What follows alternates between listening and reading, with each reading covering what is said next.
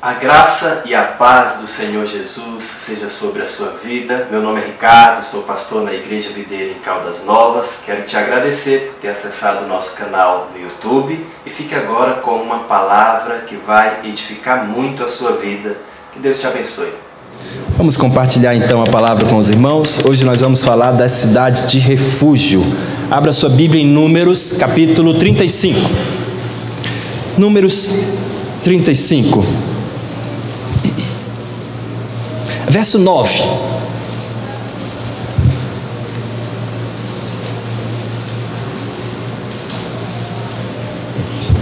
Glória a Deus.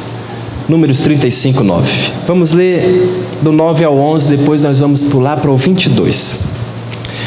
Disse mais o Senhor a Moisés: fala aos filhos de Israel e dize-lhes: quando passardes o Jordão para a terra de Canaã, escolhei para vós outras cidades que vos sirvam de refúgio, para que nelas se acolha o homicida que matar alguém involuntariamente.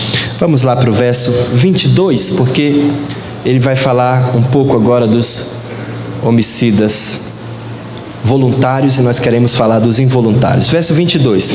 Porém, se o empurrar subitamente, sem inimizade, ou contra ele lançar algum instrumento sem mau intento, ou, não o vendo, deixar cair sobre ele alguma pedra que possa causar-lhe a morte, e ele morrer, não sendo ele seu inimigo, nem o tendo procurado para o mal, então a congregação julgará entre o matador e o vingador do sangue, segundo estas leis, e livrará o homicida da mão do vingador do sangue, e o fará voltar à sua cidade de refúgio, onde se tinha acolhido. Ali ficará até a morte do sumo sacerdote, que foi ungido com óleo, com santo óleo. Porém, se de alguma sorte o homicida sair dos limites da sua cidade de refúgio, onde se tinha acolhido, e o vingador do sangue o achar fora dos limites dela, se o vingador do sangue matar o homicida, não será culpado do sangue, pois deve ficar na sua cidade de refúgio até a morte do sumo sacerdote. Porém, depois da morte deste, o homicida voltará à terra da sua possessão. Glória a Deus. Irmãos, esse texto está falando das cidades de refúgio. Essas cidades foram designadas para a seguinte situação: abrigar as pessoas que tivessem cometido um crime involuntário. É o que nós chamamos de crime culposo, não é? No nosso tempo. Então, o exemplo que nós temos é o seguinte: 2 homens saem para cortar madeira, para cortar lenha com machado, e a parte do aço, a parte do machado sai do cabo de um dos irmãos enquanto ele vai bater, e vai lá no pescoço do outro e cai morto. Matou sem querer, foi um crime involuntário. Então, como naquela época eles estavam na época da lei, estavam em outra dispensação, hoje nós estamos na dispensação da graça, diz amém. Eles estavam na dispensação da lei. A dispensação da lei era olho por olho, dente por dente, não é? Mão por mão, morte por morte. Arrancou o olho de um, vai ter seu olho arrancado. Cortou a mão de alguém, vai ter sua mão cortada. Na lei era assim: matou, vai morrer. Só que no caso, a pessoa matou sem querer. Então tem a cidade de refúgio para ela ficar guardada do vingador do sangue. Vamos ler outro texto que fala sobre isso ainda. Josué capítulo 20, verso 1. Josué 20, vamos ler do 1 ao 8. Aleluia. Josué 21. Capítulo 20, verso 1, a partir do verso 1, glória a Deus. Diz: falou mais o Senhor a Josué: dize aos filhos de Israel: designai para vós as cidades de refúgio de que vos falei por intermédio de Moisés, a fim de que fuja para ali o homicida que tiver matado alguma pessoa involuntariamente, e não com intento, e elas vos servirão de refúgio contra o vingador do sangue. Fugindo ele para uma dessas cidades, apresentar-se-á à porta da mesma, e exporá a sua causa aos anciãos da tal cidade, Então eles o acolherão ali e lhe darão lugar para que habite com eles. Se, pois, o vingador do sangue o perseguir, não lhe entregarão o homicida, porquanto feriu o seu próximo sem intenção, sem odiá-lo dantes. E habitará nessa cidade até que compareça em juízo perante a congregação, até que morra o sumo sacerdote que houver naqueles dias. Então o homicida voltará e virá à sua cidade, à sua casa e à cidade de onde tiver fugido. Então designaram Quedes na Galileia, na região montanhosa de Naftali, a Siquém na região montanhosa de Efraim, e a Quiriate-Arba, esta é Hebron, na região montanhosa de Judá. E além do Jordão, na altura de Jericó, para o oriente, designaram a Bezer, no deserto, no planalto da tribo de Ruben, a Ramote, em Gileade, da tribo de Gade, e a Golã, em Bazã, da tribo de Manassés. Então, esse era o período da lei, olho por olho, dente por dente.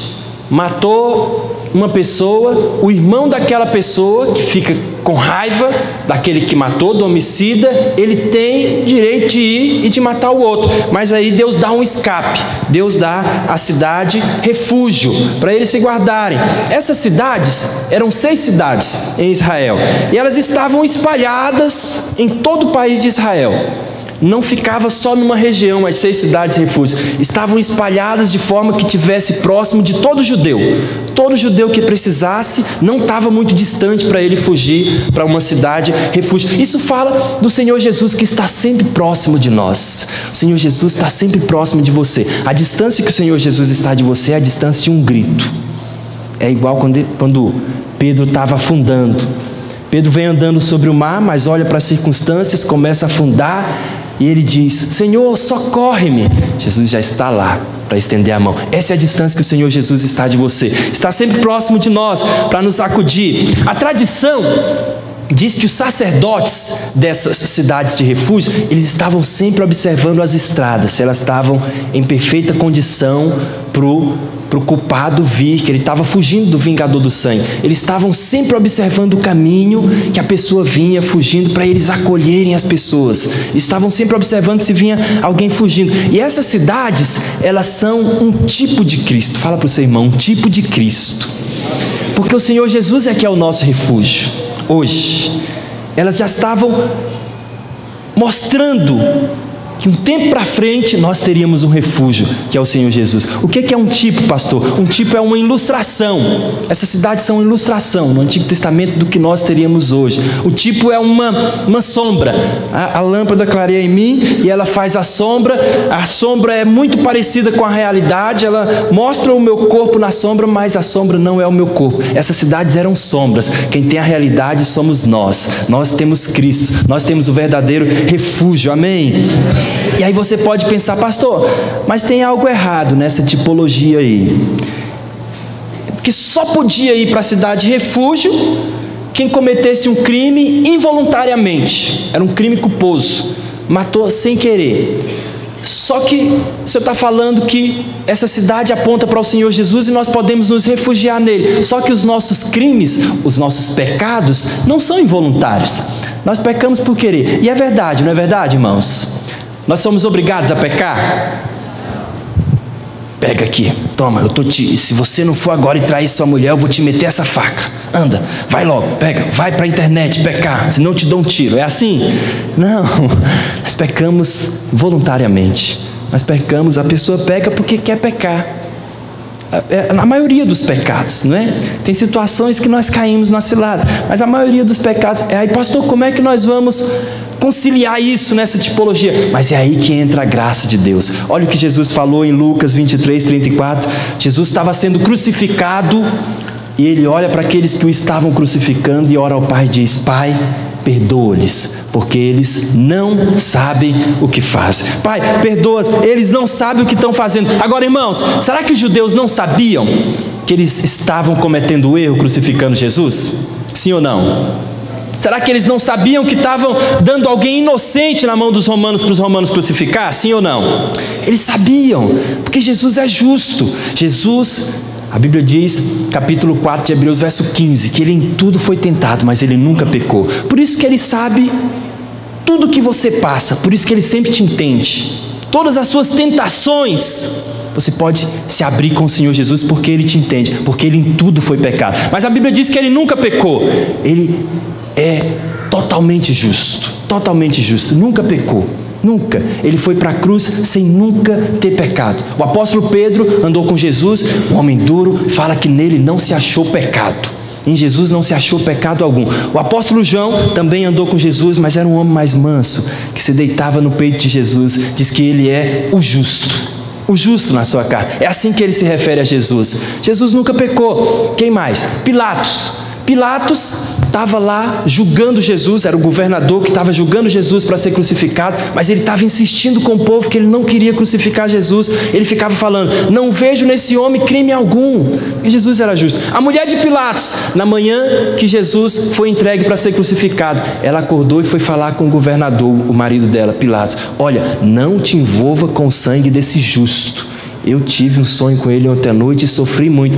Mais uma pessoa reconhecendo a justiça de Jesus. O próprio Judas Iscariotes, que traiu Jesus, depois ele vai lá arrependido, vai se suicidar e diz: traí sangue inocente. Inocente, nunca pecou, justo, mas ele morreu pelos nossos pecados. Totalmente justo. Ele pega a justiça dele e dá para você. Lá na cruz, ele morreu por todos os seus pecados. Todos eles, todos os seus pecados.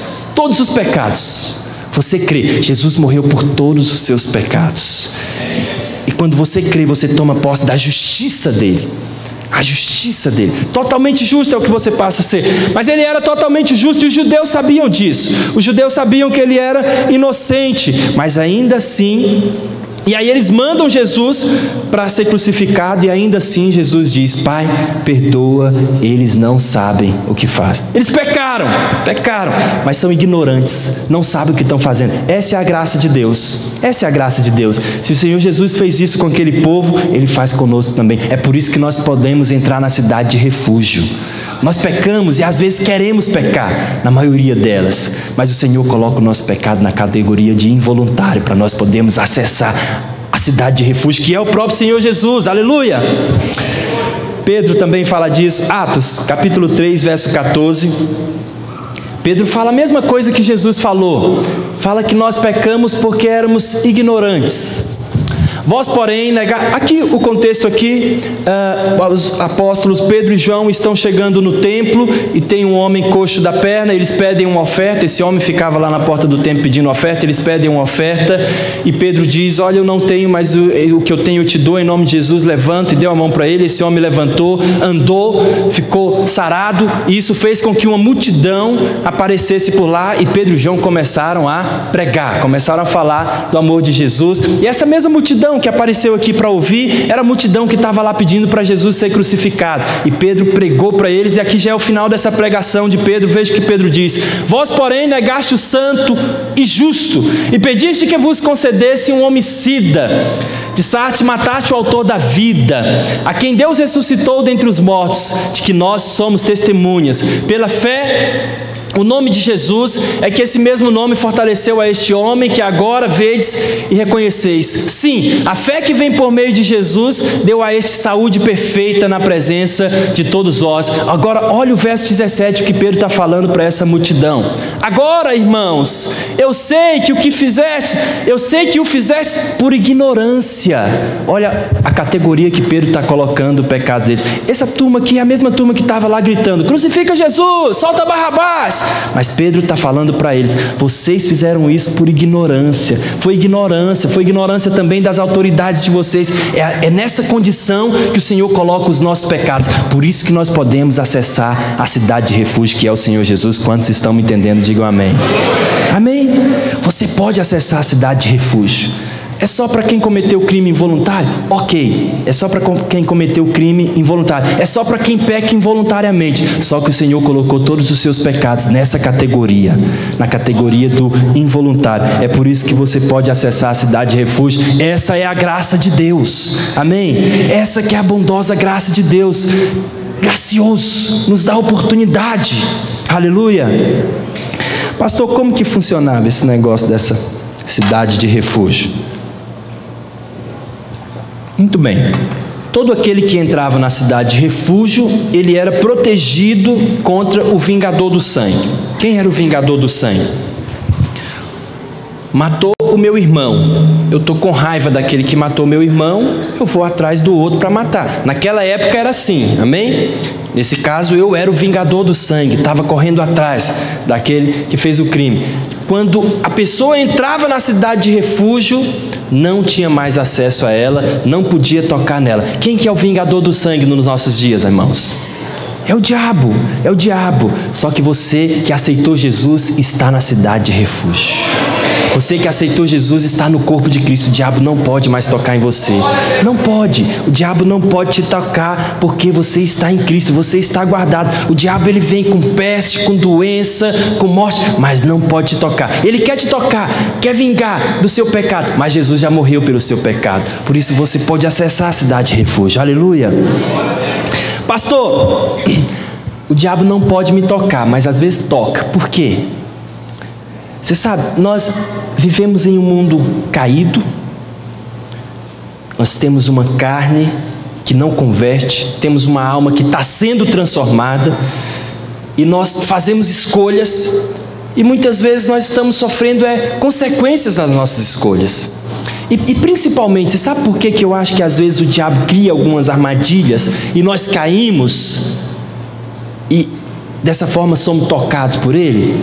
Porque nós precisamos ainda crescer em revelação. Revelação de quem é seu pai. Quem é seu pai? Quando você tem revelação de que seu pai é todo poderoso, o diabo vem com muito poder para te atacar. Mas você sabe que seu pai é muito mais poderoso que o diabo, você não vai aceitar a investida dele. Você não vai cair nas ciladas dele. Nós precisamos de ter revelação de quem é o nosso pai e de quem nós somos. Ter revelação de quem sou eu em Cristo. A Bíblia diz que assim como Ele é, nós somos nesse mundo. Assim como Ele é, nós somos nesse mundo, não é? Eu não vou sozinho. Ele vai comigo. Senhor, com quem que eu vou? Eu vou contigo. Essa é a nossa identidade. Vamos ver isso.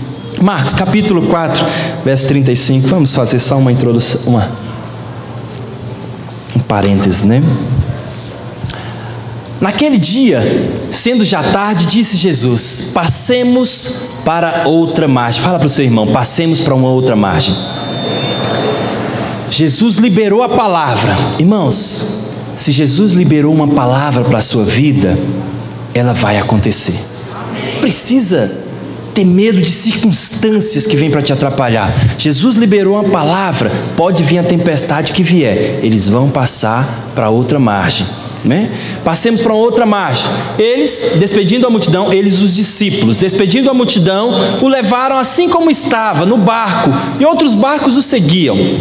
Ora, levantou-se grande temporal de vento, e as ondas se arremessavam contra o barco, de modo que o mesmo já estava a encher-se de água. E Jesus estava na polpa, dormindo sobre o travesseiro. Irmãos, olha como que é a postura do Filho de Deus que tem revelação de quem Ele é. A postura do Filho que tem revelação de quem é o Pai dele. Tempestade. E ele dormindo. Pastor, é crise, é luta, tormento. Eu vou descansar. Se meu Pai já falou que cuida de mim, eu confio no meu Pai. Se meu Pai já liberou alguma palavra sobre a minha vida, eu confio na palavra que Ele liberou. Se há promessas na palavra de Deus, e eu creio que eu sou justo, essas promessas são para os justos, eu creio que essas promessas vão se cumprir, vou descansar, vou ficar em paz. Essa é a postura de alguém que tem revelação de quem é o Pai dele. Jesus sabia que o Pai dele era todo poderoso. Não era uma tempestade que ia matar ele antes de ele cumprir o propósito. Então, quer saber? Eu vou aproveitar esse balanço do barco e vou dormir. Alguém já dormiu balançando na rede? Delícia, né? Quando a gente é criança, mamãe. Jesus pegou um travesseiro e foi dormir. E a tempestade tem revelação de quem é o Pai dele. Você precisa ter revelação de quem é seu Pai. Você não vai mais ficar com medo, porque o medo produz em nós atitudes que são contrárias às atitudes dos filhos de Deus. O medo nos leva a decidir, a tomar decisões que acabam nos atrapalhando e aí experimentando das ciladas do diabo. quando nós temos clareza de quem é o nosso Pai, nós não corremos da igreja por alguma coisa que está acontecendo. Não, nós perseveramos com o Senhor. Vamos continuar lendo o texto. Eles o despertaram, os discípulos despertaram o Senhor Jesus e lhe disseram: Mestre, não te importa que pereçamos? E ele despertando repreendeu, pula para o verso... E ele despertando repreendeu o vento e disse: Mar, acalma-te, emudece. Olha a exclamação, emudece. O filho que tem revelação de quem é o pai dele, a crise chega e ele manda a crise embora. Nós precisamos de crescer nessa revelação. Precisamos de crescer. A investida do diabo vem, sai, acabou. Quem manda aqui sou eu, sou filho de Deus. Não é os demônios que vai mandar no meu bairro, não. Não é os demônios que vai mandar na minha sala de aula, não. Não é os demônios que vai mandar no meu casamento, não. Para agora. Tem revelação de quem ele é em Deus. O vento se aquietou e fez-se grande bonança. Fala para o seu irmão: você precisa ter revelação de quem é o seu Pai. Se você creu no Senhor Jesus, a Bíblia diz que você foi feito filho de Deus. Quantos creem no Senhor Jesus? Digam amém. Filho de Deus. A postura do filho de Deus é essa: descansa, descansa, tem paz. As ciladas do diabo não são capazes de encher ele de medo e fazer ele tomar decisões erradas. Agora vai lá para o livro de Atos, capítulo 5, verso 27, por favor, Bruno. Atos 5, 27.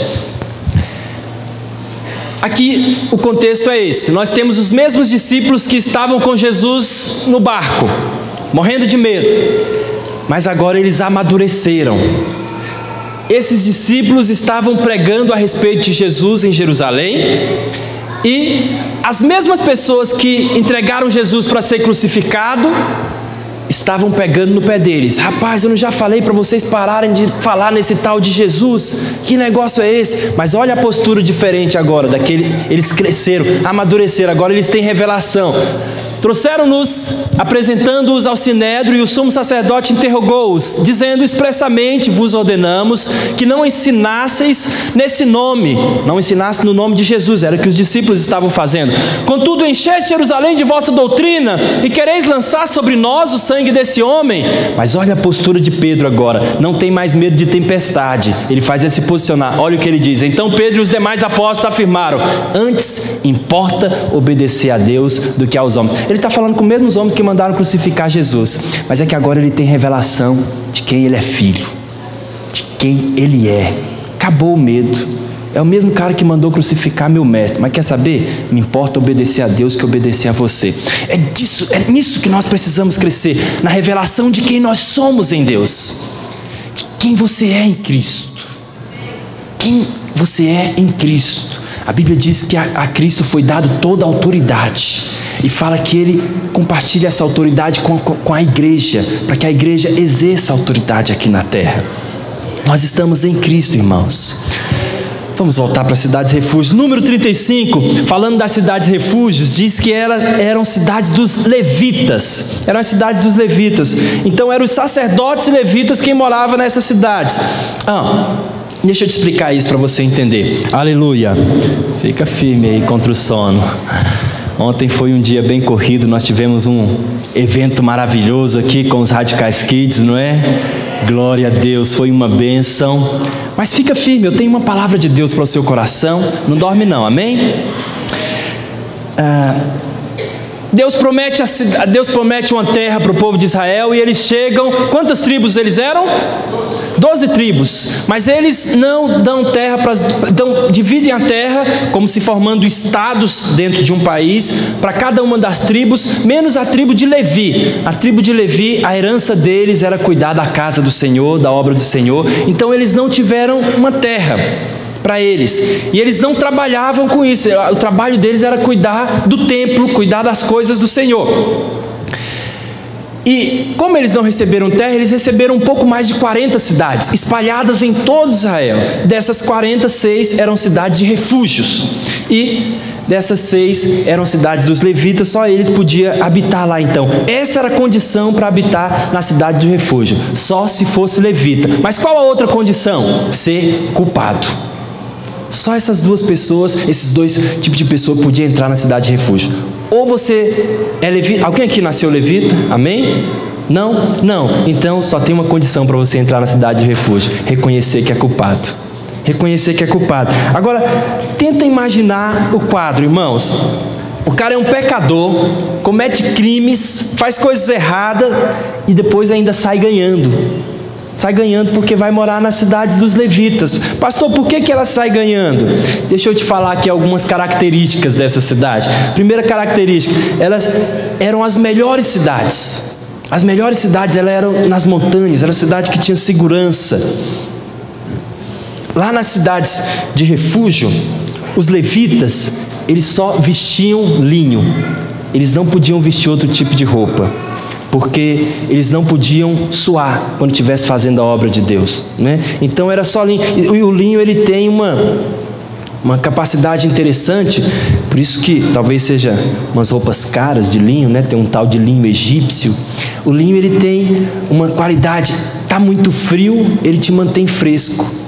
Aí fica muito calor, ele te mantém, né? Não, tá muito calor, ele te mantém fresquinho. Tá muito frio, ele te mantém aquecido. Olha que coisa. Esse era o tipo de roupa que os levitas usavam. Agora o cara sai correndo lá da casa dele, fugindo do vingador do sangue. Chega lá sem roupa, só a roupa do corpo. Ele vai usar a roupa dos levitas. Olha que bênção. Chega, vai morar numa boa cidade, vai usar das roupas dos levitas. Lá na cidade, ele não leva dinheiro nenhum, ele sai fugido. Lá na cidade dos levitas, ele vai desfrutar das riquezas dos levitas. E essas eram cidades ricas. Vai desfrutar das riquezas. Essa é a graça de Deus. Nós somos culpados, erramos, pecamos, e Ele nos aceita em Jesus. E em Jesus nós vamos desfrutar das riquezas. Vamos desfrutar do melhor. Vamos desfrutar da bênção do Senhor. Outra característica: as cidades de refúgio, os levitas, como eles não receberam uma parte de terra, eles não trabalhavam arando a terra, cuidando de um animal, fazendo o serviço que os outros cidadãos israelenses faziam. O trabalho deles era no templo. Então os levitas eram músicos. Então eles iam para uma cidade cheia de música, cheia de alegria. Sai de um clima pesado para uma cidade cheia de alegria, que tem sempre alguém tocando, né? Fazendo festa. Diga aleluia. Essa é a nossa cidade. Outra característica, irmãos: esse homem, ele cometeu o crime, ele não poderia sair da cidade de refúgio para trabalhar, porque se ele saísse, o vingador do sangue poderia matá-lo lá. Então ele tinha que ficar sempre na cidade de refúgio. Aí quem que ia sustentar ele na cidade de refúgio? Os levitas. Iam comer do mesmo que os levitas comiam, ia desfrutar do mesmo banquete que os levitas desfrutavam. Pastor, o que os levitas comiam? Vamos lá para Números 18, verso 11. Aqui é o Senhor falando para os levitas. Os levitas não podiam trabalhar como os outros israelenses. Eles não podiam ir trabalhar na terra, não podiam cuidar de gado. Então o trabalho deles era com a obra do Senhor. Como é que eles iam ter sustento? O sustento dele eram as ofertas que o povo trazia. Também isto será teu, a oferta das suas dádivas, com todas as ofertas movidas dos filhos de Israel. A ti, a teus filhos e a tuas filhas contigo, dei-as por direito perpétua. Todo o que estiver limpo na tua casa as comerá. Olha o que era a comida, olha o que era o melhor dos levitas. O que ia ser o alimento dos levitas? Todo o melhor do azeite, do mosto, que é o vinho doce, todo o melhor do vinho também ia para os levitas, dos cereais, as suas primícias que derem ao Senhor, dei-as a ti. Tudo o que o povo levava de oferta para o Senhor, uma parte era queimada, mas outra parte não era, ficava para os levitas. Era disso que os sacerdotes sobreviviam. Eles sobreviviam das ofertas do povo. E o povo fazia muita oferta, porque eles eram obrigados a ofertar. O irmão vem aqui e te desafia a ofertar. Você oferta se você quiser. Mas não, eles eram obrigados a fazer algumas ofertas durante o ano. E tinha algumas ofertas que chamava ofertas movidas e oferta alçada. Por que essas ofertas tinham esse nome? Era o seguinte: eles traziam ofertas pacíficas, essas ofertas eram um novilho ou um cordeiro, e essa oferta o Senhor só aceitava o peito e a coxa dessa oferta. Então, porque era para fazer um ato profético, algo simbólico, né? Então ele pegava o peito, é o lugar do amor, e a coxa é o lugar da força. Então o ofertante pegava o peito e fazia assim com a oferta. Os irmãos estão vendo? Com o peito. Aí depois ele pegava a coxa e vinha e alçava ela. A oferta movida, o peito, depois a coxa, a oferta alçada. Estou dançando aqui, né? O que vocês estão vendo aqui? A cruz, é a cruz. Ele chegava apresentando a cruz para Jesus. Chegava com a oferta movida, a oferta alçada. É assim que nós devemos chegar diante de Deus, sempre apresentando a cruz. Nós não podemos chegar diante de Deus na nossa justiça própria. Ele nos aceita na justiça de Cristo. Por isso que nada que eu faça de bom vai fazer eu ser mais aceito, mas nada que eu faça de mal vai fazer eu ser menos aceito. Ele sempre me aceita, porque eu sempre chego mostrando Cristo. Sempre chego mostrando Cristo para Ele. Não é com a nossa justiça própria. Agora, essa oferta não era queimada, ela era assada. E os sacerdotes iam comer essa oferta. Agora, irmão, demora para comer uma coxa de um boi, não demora? Dá para dividir com um monte de gente. E o peito? O peito de boi é grande, não é igual um peitinho de frango não, que só come, né? Uma bênção. Olha a situação do sujeito, irmãos. Mora lá em Israel, eles não comiam carne sempre também não. Hoje eu estava até comentando sobre isso essa semana com meu pai, não é? Nossa, que bom que o país está prosperando muito, embora tenha tanto problema, mas a maioria das pessoas tem condições de comer carne sempre, de comer uma boa refeição, não é? Ainda tem muitas pessoas que estão numa faixa de muita pobreza, mas muitas pessoas já saíram dessa condição. Quem morava na roça, antigamente, minha esposa cresceu numa fazenda, né? Não comia carne todo dia. 20 anos atrás, aqui mesmo no Goiás, não é? 20 anos atrás não comia carne todo dia. Tinha um franguinho lá, mas era para o final de semana, ou então para esperar a visita, né? Hoje não tem mais negócio de visita não, a gente come, né? Mas não comia sempre. Lá em Israel também não era assim. Eles não tinham carne todo dia. Primeiro porque o boi, o animal era usado para arar a terra. A primeira função do animal, eles não criavam para comer, era para preparar a terra para o plantio. Segundo, eles precisavam ter animal para ofertar. Então comer o animal ia ser só a terceira opção. Agora o cara está lá, de vez em quando come mais cereal lá, aqueles cereais do povo de Israel. Aí agora vem para a cidade dos levitas e vai comer carne, vai comer do melhor, as primícias, não é? Só quem podia desfrutar eram os levitas, mas agora que ele está aqui na cidade de refúgio, ele pode desfrutar também desses privilégios, pode desfrutar do melhor do Senhor. Muitos irmãos, eles acham que a vida na igreja é uma prisão. Não, aquele povo lá da igreja é um povo que não faz sexo, é um povo que não é feliz, não bebe, é um povo que não, eles não sabem. Eles que não sabem que aqui é que nós temos as primícias, aqui é que nós temos o melhor cereal, aqui é que nós temos o melhor óleo, o óleo da unção do Senhor liberado sobre a nossa vida. Aqui é que nós podemos comer de Jesus, do peito de Jesus, do amor de Jesus. Aqui é que nós podemos comer da força de Jesus, da sua coxa, da força. Essa cidade de refúgio é um símbolo para nós. Aqui é que nós podemos desfrutar do melhor do Senhor. Amém, irmãos? É na igreja, é aqui. E quem que pode vir? Todo aquele que é declarado culpado. Você é culpado? Pode acessar a cidade de refúgio, pode acreditar no Senhor Jesus. Tem um monte de culpado aí por fora. Nós vamos atrás desses culpados, vamos falar para ele: você pode vir desfrutar do melhor da terra, você pode vir desfrutar de Jesus, você pode vir desfrutar do cuidado de Jesus. Amém? Agora, todo aquele que procurava a cidade de refúgio, ele só poderia ficar na cidade enquanto o sumo sacerdote estivesse vivo, porque quando o sumo sacerdote morresse, ele deveria sair da cidade, e assim ele ia ficar exposto ao vingador do sangue. Os irmãos estão entendendo? O texto nós lemos diz, ele deveria ficar na cidade de refúgio até a morte do sumo sacerdote. Irmãos, agora pensa que luta. Já pensou se o sumo sacerdote morre um mês depois que o cara chegou lá? Né? Vamos imaginar, vem cá, Léo, que o Leonardo matou o irmão do Marcos Xavier. Está aqui perto do sacerdote. Todos nós somos sacerdotes. Está aqui o Leonardo. Aí deu um mês depois, o sacerdote morreu. Aí faz aquele gesto que você fazia quando você ia pegar os meninos quando sair da escola. Pode levantar. Estou te esperando lá fora. Morreu o sumo sacerdote. Obrigado, Léo. Tem que sair. Vai. Olha que luta, irmãos. Era um negócio muito ruim, não é verdade? Essa é a imperfeição da ilustração no Velho Testamento. Porque no Velho Testamento, presta atenção, o sumo sacerdote morria, mas agora o nosso sumo sacerdote não morre nunca mais. Não morre. Jesus está vivo para sempre.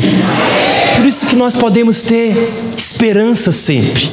Porque nem a morte pôde detê-lo. Ele morreu, mas a morte não pôde detê-lo, visto que nele não havia pecado. Ele ressuscitou.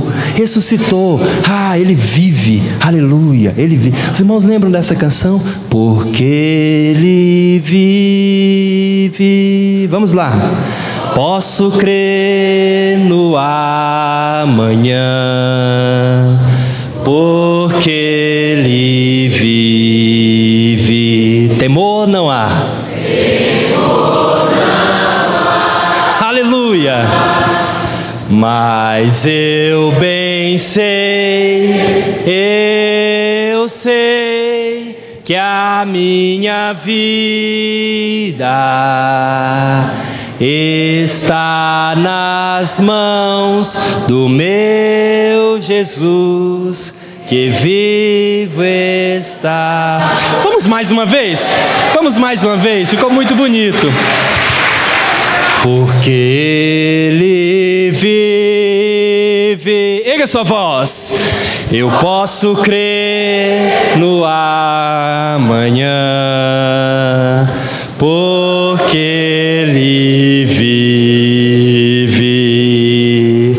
Temor não há, mas eu bem sei, que a minha vida está nas mãos do meu Jesus, que vivo está. A morte não pôde detê-lo. Ele está vivo. Por isso você pode ter esperança. Por isso você pode sempre crer. Você nunca mais vai precisar sair da cidade de refúgio. Nunca mais o vingador do sangue vai tocar em você. Nunca mais. Porque você está na cidade de refúgio para sempre. O seu sumo sacerdote não morre. Hebreus capítulo 6, verso 20. O nosso sumo sacerdote não morre.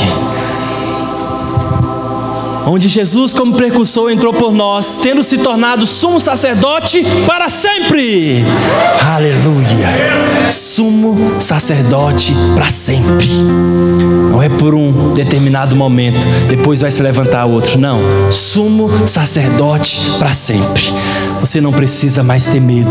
Você está refugiado nele. Aleluia. Oh, glória a Deus. Como é bela a salvação do Senhor. Nós temos que nos alegrar com a beleza da salvação do Senhor, que está ilustrada lá atrás no Antigo Testamento. Mas hoje nós temos a realidade. Hoje nós temos a realidade dessa salvação. Aleluia. Agora, irmãos, as cidades refúgios, elas também são um símbolo da igreja local. São um símbolo de Cristo e um símbolo também da igreja local. Aqui é o lugar que nós desfrutamos da unção do Senhor. Aqui é o lugar que nós desfrutamos do óleo, do azeite, da unção. Aqui é o lugar que nós desfrutamos do pão. Alguns irmãos não dão muito valor na igreja local. Eles dizem assim: eu sou da igreja invisível. Quando o Senhor Jesus vier nos buscar, eu vou, mas eu não vou congregar em igreja nenhuma, não. Não dão valor na igreja local. Estão equivocados. Há valor na igreja local. A igreja local é a expressão do corpo de Cristo aqui na terra. Valorize a sua igreja. Valorize as reuniões da igreja. quando nós nos reunimos, é a cidade refúgio sendo levantada. A cidade refúgio, as portas estão abertas para os culpados virem correndo e o vingador do sangue não tocar mais nele. O vingador do sangue quer tocar até em nós, mas não pode. Nós estamos na cidade refúgio, nós que somos da igreja. Aleluia! Eu estou falando de uma casa espiritual, não estou falando só aqui do prédio, de uma casa espiritual. É aqui que nós encontramos o maná. O maná, o pão vivo que desce do céu. É aqui que nós encontramos a glória de Deus, que nos transforma, e nós somos transformados de glória em glória. É aqui que nós encontramos a revelação da palavra. É na igreja local. É preciso valorizar a igreja local. É aqui que nós desfrutamos da comunhão com os irmãos, e na comunhão a vida. É aqui que nós vamos encontrar o favor de Deus. Aleluia. Nós precisamos participar sempre da igreja local, amém? A igreja local é o melhor lugar do mundo. Participar de uma localidade é a melhor coisa que você faz, porque a localidade é a cidade de refúgio. No Velho Testamento havia só uma tribo sacerdotal, mas hoje todos nós somos feitos sacerdotes, amém? O sacerdote no Velho Testamento ficava observando as estradas, o caminho para a cidade refúgio, para ver se estava tudo ok. Para a pessoa que estava fugindo, o culpado, se ele podia chegar com tranquilidade. Se ele visse alguém vir correndo de longe, ele ia ao encontro para trazer a pessoa, para guardar do vingador. Abra sua Bíblia, capítulo 2 Coríntios, segunda carta aos Coríntios 5, 18. Veja o que a Bíblia diz. Ora, tudo provém de Deus, que nos reconciliou consigo mesmo por meio de Cristo. Fala para o seu irmão, você foi reconciliado com Deus por meio de Cristo. É só crer no sacrifício da cruz. É só crer no Senhor Jesus e aceitá-lo com o seu coração. A Bíblia diz que assim nós somos reconciliados com Deus. Nós estávamos mortos, a Bíblia diz, nos nossos delitos e pecados. Estávamos separados de Deus. O Senhor Jesus veio, estendeu a sua mão para nós e segurou na mão de Deus. Como homem, Ele pôde segurar na nossa mão, mas como um que nunca pecou, Ele pôde segurar na mão de Deus e nos reconciliou com o Pai. Nós somos reconciliados com o Senhor Jesus, amém? Nos reconciliou consigo mesmo por meio de Cristo e nos deu o ministério da reconciliação. Fala para o seu irmão, o Senhor Jesus te deu. Fala de novo, te deu o ministério da reconciliação. O sacerdote Jesus, que nunca pecou, pegou na minha mão e na mão de Deus e me reconciliou com Deus. Aí depois Ele me deu o ministério para eu reconciliar, para eu fazer o mesmo que Ele fez, para eu pegar na mão do pecador e pegar na mão de Deus e levar o pecador a Deus.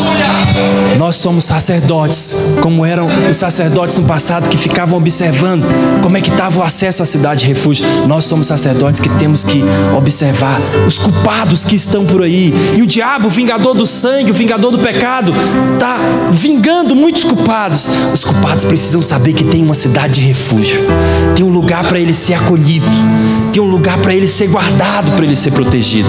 E nós somos os sacerdotes que vamos fazer isso, amém, irmãos? Nós somos, foi para isso que o Senhor nos chamou. A saber, verso 19, sobe lá, Bruno. A saber que Deus estava em Cristo reconciliando consigo o mundo, não imputando aos homens as suas transgressões. Veja mais uma vez, não imputando aos homens as suas transgressões. Por isso que nós podemos entrar na cidade de refúgio. E nos confiou, fala para o seu irmão, o Senhor te confiou a palavra da reconciliação. O Senhor nos confiou a palavra da reconciliação para nós reconciliarmos outros com Deus, para nós trazermos outros para a cidade de refúgio.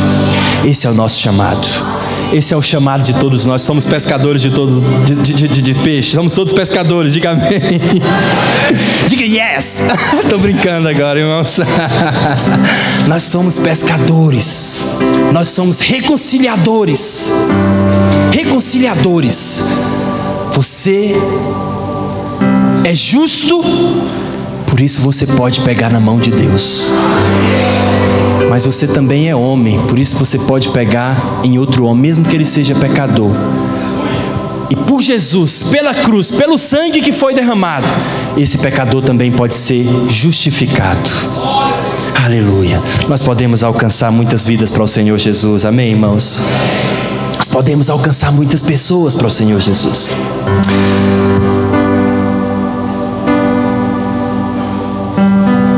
De sorte que somos embaixadores em nome de Cristo Jesus.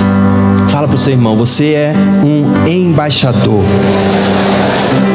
Nós somos embaixador. O Senhor nos enviou como embaixadores. Sabe de uma coisa? O embaixador, ele é sustentado por quem o enviou. Nós passamos por uma crise no país, mas o embaixador dos Estados Unidos não ficou nem um pouco preocupado lá em Brasília, porque o sustento dele não vem do nosso governo.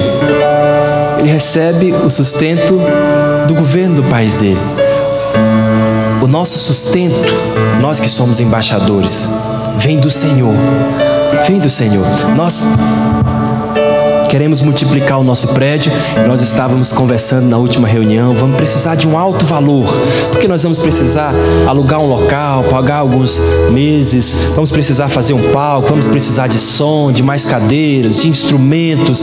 Vamos precisar de um determinado valor. Mas sabe de uma coisa? Nós somos embaixadores. Sabe quem é que vai financiar? É o Todo-Poderoso.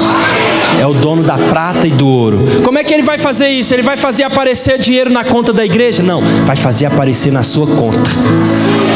Como assim? Simplesmente aparecer? Não, vai abrir oportunidade para a sua empresa crescer, prosperar. Vai abrir oportunidade para a sua vida crescer, prosperar. É através de você que ele financia essa obra.